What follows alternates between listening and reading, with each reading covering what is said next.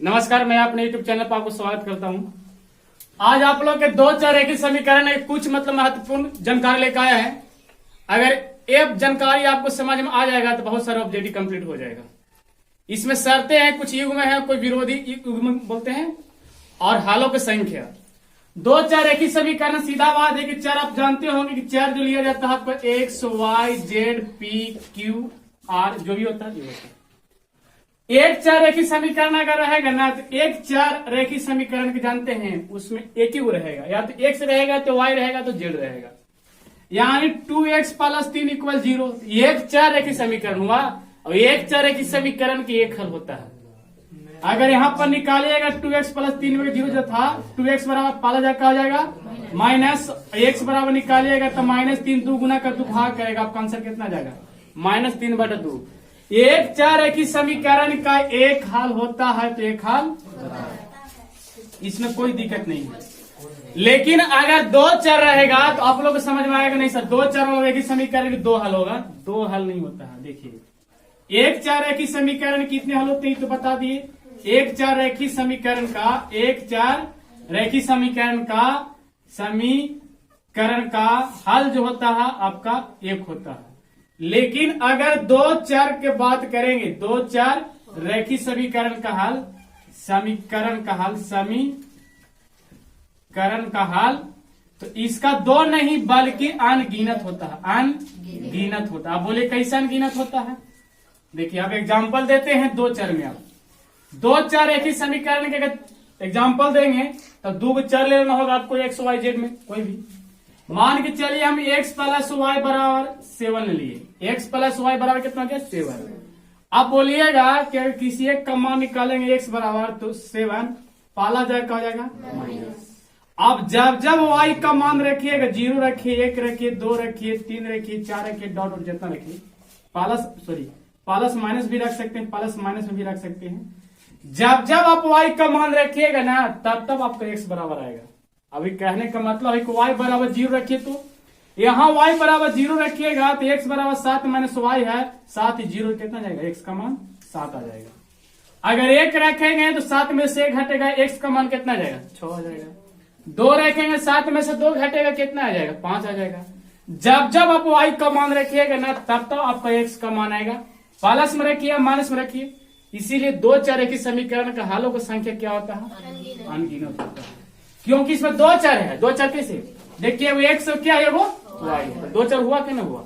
अगर यही चीज आपको रहता एक चार क्या रहता तो एक चार एक ही समीकरण का एक हल होता है। तो आपको बता ही दिए कि मान लीजिए 2y - 6 = क्या है 0। तब तो एक चार है इसमें, क्योंकि देखिए y या x जो भी है आपके एक ही है। अगर 2y बराबर निकालेगा माइनस जाएगा प्लस y बराबर 6 2 गुना कर 2 का करेगा भाग आपका 3 आ जाएगा। तो एक चार है तब एक आंसर आया, लेकिन दो चार रहेगा उसको आंसर यानी हालों की संख्या कितना हो जाएगा अनगिनत हो जाएगा। अब आता दो चार एक ही समीकरण में कुछ शर्तें हैं आपको बता देते हैं। कोई भी अगर दो समीकरण दिया हुआ है तो पहला का समीकरण का मान चलिए a1 x रहेगा, b1 y रहेगा, c1 = 0 रहेगा, समीकरण फर्स्ट रहेगा। और एक समीकरण a2 x रहेगा, b2 y रहेगा और c2 = 0 रहेगा। तो अगर इस तरह के समीकरण है, मान लीजिए फर्स्ट और सेकेंड है और पूछा कि समीकरण के बताइए हलों की संख्या क्या होगा, दो के समीकरण है। तो आप बताइए a1 b1 c1 क्या है। तो आपको बताते हैं जहां आपका a1 b1 c1 चाहे a2 b2 और c2 जो है एक रियल नंबर है, यानी वास्तविक संख्या है। क्या है आपका वास्तविक संख्या, कोई भी अंक हो सकता है। अगर पूछेगा बताइए इस तरह के समीकरण बैठा हुआ रहेगा और उसको आपको पूछ देगा कि हालों की संख्या बताइए, प्रकृति बताइए, युग्म बताइए, तो आपको कुछ याद रखना होगा। चलिए हम देते हैं आपको जानकारी, शर्त में चलते हैं।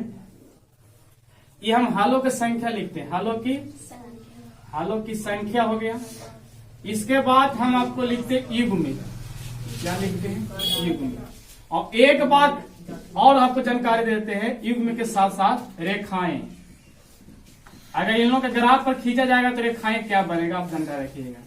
शर्त पहला है कि अगर a1 बटा a2 ध्यान रहेगा, अगर a1 बटा a2 a और a2 अंक दे रहेगा और बराबर आपका b1 बटा b2 a1 बटा a2 बराबर B1 बटा B2 नॉट इक्वल है, ध्यान लगेगा। A1 बटा A2 निकाले, B1 बटा B2 निकाले, कहने का मतलब A1 B1 C1 A2 B2 C2 आपको तो अंक रहेगा। अगर निकालते हैं तो A1 का मान 3 आ गया, 5 आ गया, 4 हो गया, आपका 6 आ गया, चाहे 4 और 7 हो गया, दोनों तो बराबर ना हुआ। यानी A1 बटा A2 ये है और B1 बटा E है तो नहीं बराबर हुआ। अगर A1 बटा A2 नॉट इक्वल B1 बटा B2 तो इसको हालों की संख्या क्या होता है? इसका हालों की संख्या 1 होता है। हालों की संख्या क्या होता है? और केवल एक हल होता है। केवल क्या होता है? एक हल। एक भी लिखता है, केवल एक हल लिखता है। केवल एक हल। केवल कितना हल होगा? एक हल होगा। अगर पूछेगा युग्म बताइए क्या होगा? A1 बटा A2 B1 बटा B2 ये है, इसका युग्म क्या होगा? विरोधी है कि अविरोधी है? तो इसको हम लोग अविरोधी बोलते हैं। क्या बोलते हैं हम लोग? युग्म जो बोलेंगे क्या बोलेंगे? अब रेखाएं क्या होगा? रेखाएं जो इसका होता है प्रतिच्छेदी होता है। क्या होता है? अब प्रतिच्छेदी कहने का मतलब है कि ग्राफ अगर पहला समीकरण से खींचेगा दूसरा समीकरण से तो रेखाएं जो होगा इस तरह का काट जाएगा। यानी एक बार काटा तो आपका एक हल हुआ, ये भी आप पकड़ सकते हैं। एक कहेगा बताइए प्रतिच्छेदी रेखाएं के हालों की संख्या 1। जिनका एक हाल होता है उनका रेखाएं प्रतिच्छेदी, जिनका एक हाल होता है उनका युग्म अविरोधी। जिनका यही पूछता है कभी A1 बटा A2 नॉट इक्वल B1 बटा B2 उनको रेखाएं क्या होगा? प्रतिच्छेदी। कहीं से भी यहां से लेकर कहीं से आपका पूछ सकता है पलट के। बोलेगा अविरोधी रेखाएं, अविरोधी युग्म के रेखाएं क्या होता है? प्रतिच्छेदी। चाहे प्रतिच्छेदी रेखाएं के हालों का संख्या कितना होता है? 1। तो आप याद रखिएगा तब ना, तो एक बार काटा इसीलिए आपका एक हल होता है। इसका युग्म जो होता है अविरोधी होता है। दूसरा चलते हैं, तो अगर हमको A1 बटा A2 बराबर B1 बटा B2 बराबर C1 बटा C2 इसी समीकरण किसी तरह के दो समीकरण जब रहेगा और निकालते हैं आप A1 बटा A2 B1 बटा B2 C1 बटा C2 और तीनों अगर बराबर हो जाता है A1 बटा A2 B1 बटा B2 C1 बटा अगर तीनों बराबर आए तो मान के चलिए तीनों निकाले अंत दो समीकरण में से 5 बटा 3 बटा 5 3 बटा 5 3 बटा 5 इस साथ आपका पालन कौन कर दिया? A1 बटा A2 B1 बटा B2 C1 बटा अगर तीनों बराबर आता है तो इसको हालों की संख्या क्या होता है? आपका अनगिनत होता है। अनगिनत होता है। अनगिनत होता है। अनगिनत होता है, याद रखिएगा। हालों की संख्या क्या होगा? अनगिनत। इसका कोई सीमा नहीं है, अनगिनत होगा। हालों की संख्या क्या होगा? अनगिनत होगा। आप बोलेगा युग्म क्या होता है? आप बताइए। इसका युग्म जो होता है आपको आश्रित होता है। क्या होता है? आश्रित होता है। जिनका अनगिनत हाल होगा उनका युग्म क्या होगा? आश्रित होगा। क्या होगा? आश्रित, याद रखिएगा। आप बोलेगा रेखाएं क्या होगा? रेखाएं इसका संपाती होता है। क्या होता है? संपाती बोला जाए तो देखिए पहला समीकरण से ग्राफ खींचे तो हो सकता है कि आपका इस तरह खिंचाया। मान के चलिए आपका A और B है, ग्राफ खिंचाए ग्राफ पर, और दूसरा समीकरण से खींचे C और D, एकरे पर चढ़ गया। एकरे पर क्या हो गया आपका? C और D। बताइए तो कितना बार इसको टच किया है? A B और C D उसी पर जब चढ़ गया तो कितना बार टच किया है? अनगिनत। इसीलिए हालों की संख्या क्या होता है? ई प्रतिच्छेदी कितना बार काटा है? एक बार। इसको हाले की संख्या होता है। तो संपाती रेखा का पूछेगा कोई युग्म क्या होता है? आश्रित। संपाती रेखाएं के हालों की संख्या क्या होता है? अनगिनत। अनगिनत जो हाल होता है उनको रेखाएं क्या होता है? संपाती। चाहे बोलेगा A1 बटा A2 B1 बटा B2 C1 बटा C2 उनकी रेखाएं क्या होता है? संपाती। तो ये भी याद रखिएगा, जैसे पूछे उस तरह से। तीसरा जो है आपका A1 बटा A2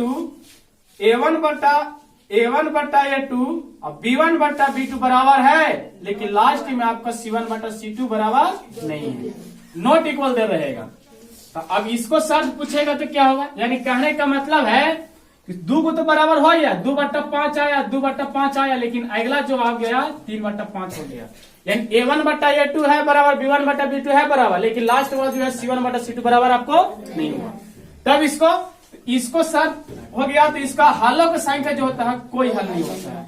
इसका हल होवे नहीं करेगा, कोई हल नहीं होगा। आप बोलेगा इसका युग्म क्या होता है? इसको हम विरोधी बोलते हैं। क्या बोलते हैं हम लोग? विरोधी बोलते हैं। क्या बोलते हैं? अब रेखाएं पूछेगा तो आप बताइए, रेखाएं पूछेगा तो समांतर हो जाएगा। समांतर, समांतर का मतलब एक रेखा मान लीजिए A और B गया है, ग्राफ खींचे तो एक रेखा आपको C और D गया है। बताइए, इन लोग टच किया कभी, कहीं काटा है? नहीं काटा, तो रेखाएं के क्या होगा, हालों की संख्या होगा नहीं। इसीलिए हालों की संख्या कोई नहीं होता, क्योंकि कोई भी कहीं टच किया नहीं। यानी समांतर रेखाएं के हालों की संख्या कोई नहीं, संपाती रेखाएं की संख्या अनगिनत, प्रतिच्छेदी रेखाएं की संख्या इस तरह से याद रख सकते। अब होता है कि एग्जाम में आपका A1 बटा A2 B1 बटा B2 C1 बटा C2 ग्रुप में शर्त नहीं रहेगा।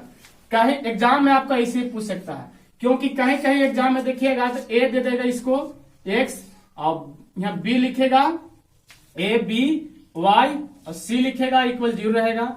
अगला जो लिखा C न है तो यहाँ कर देगा वो D X A B C D E Y A B C D E F हो जाएगा इक्वल 0।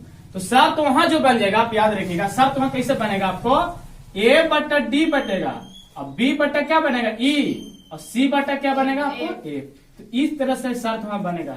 जैसा आप कहेगा यहाँ पर A बटा D B बटा E और C बटा F तीनों बराबर है, तो हालों की संख्या क्या होगा, तो अनगिनत बोल दीजिएगा। क्योंकि यहाँ पर हम A1 B1 और C1 चुने और अगला के A2 B2 और C2 चुने, ठीक है। तो यहाँ पर आपका A B C करके और दूसरा में D E F करेगा, तो आप वहां से पकड़ लीजिएगा, कोई दिक्कत नहीं होगा। ये आपका ऑब्जेक्टिव बहुत हेल्प करेगा, बाकी आपको सब्जेक्टिव के लिए अगला वीडियो मिलेगा, आप इसको याद कर लीजिएगा। चलिए।